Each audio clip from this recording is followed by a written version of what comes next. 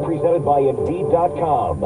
I'm Monica Ricks in New York. The former officers accused of violently beating Tyree Nichols to death in Memphis earlier this year just got hit with federal charges.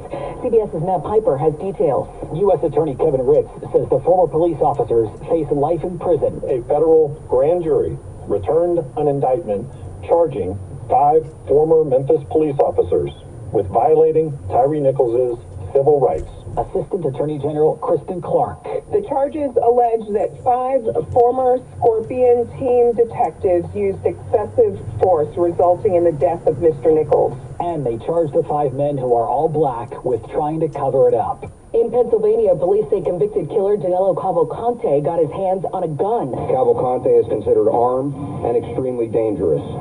He is now armed with a .22 caliber rifle with a scope and flashlight mounted on it.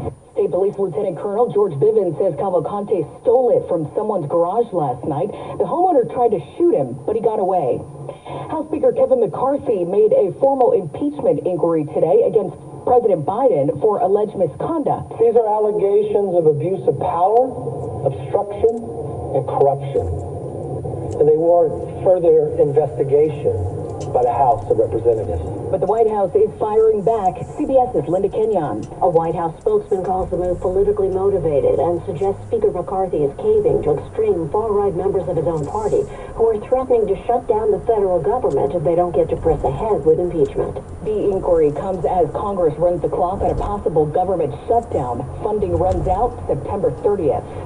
Updated COVID shots just got the green light from the CDC. Here's WSB's Sabrina Cupid. Dr. Sandra Freihofer with the American Medical Association here in Atlanta voted in favor of this new vaccine. There is no group that clearly has no risk from COVID. And even children and adults with no underlying conditions can still experience severe illness due to COVID. And during the panel discussion, we learned the price of the new COVID vaccines. Pfizer's shot has a list price of $120 per dose. Moderna, $129. Down goes Rodgers in the sack for Leonard Floyd.